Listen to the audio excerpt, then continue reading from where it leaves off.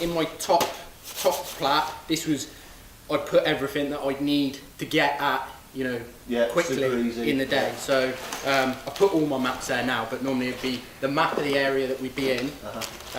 We had these maps made by a company called Eastview Geospatial, which is an American company, and they print them onto this material called Tyvek. It's like a plastic paper. Yeah, plastic paper. Yeah. So we'd have that in the top flat, our tracker, so people back at home see where we are. Okay, so this links you back to civilization, basically, so your support team can see where you are. Yeah, we can bang an SOS. Right, so you can message through this as well. That's right, it basically is just a real. Obviously, we got the satcoms that we'll talk about, were our primary communications, but this is just like a real nice safety net to have, because it's pinging up our location.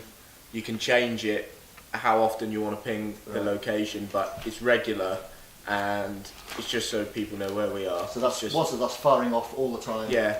Like Ant said, it's in his top flap so it can get to the satellite. Yeah. And you just basically forget about it. Yeah. When we get to a settlement at night, we just hit the OK, which means Steve can see we're not dead. Yeah. And we're all right. We're getting our head down. And the second we start moving, it automatically kicks in and just starts firing again. So it's pretty good. Yeah. Head torch. Zinc oxide tape, for Louis' benefit than mine. Yeah. And this GPS, which has been absolutely invaluable to us. It's bombers as well, so normally I just have it in a little thick waterproof sandwich bag like that. So that's the Garmin Map 64S. 64S. And that was from you guys, obviously, yeah. And so yeah, normally with the most of the electrics are buried at the bottom of my Bergen, you know, doubled up in another dry bag. But this is solid, so I've just got it in a little sandwich bag, and when we stop I can find our coordinates, cross-reference it with the mapping, and also when we were in Borneo, both our trackers broke. One broke at the start, something to do with the internal electricals, and then another one broke when all our kit got completely saturated. So at the end of the day we were searching for a clearing and using that to phone in our Yeah, phoning in our lats and longs. So you were getting good coverage, good sat coverage. Even under the canopy, And Ant takes lead on that more than I do, but I've seen him have it out in the full torrential rain, you know, in the jungle under the canopy where it's misty and horrible. And I think the only time you had one snag with it was when it's just been completely overloaded with data.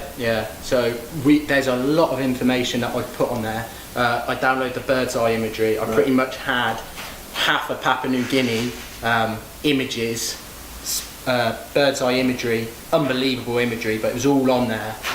And towards the end of our crossing in PNG, I think the amount of data that was on there was just causing too much. It took about 3 or 4 times to start up, but then it did work and we did fine. I mean, that's an incredible condition, really, considering what it's been through.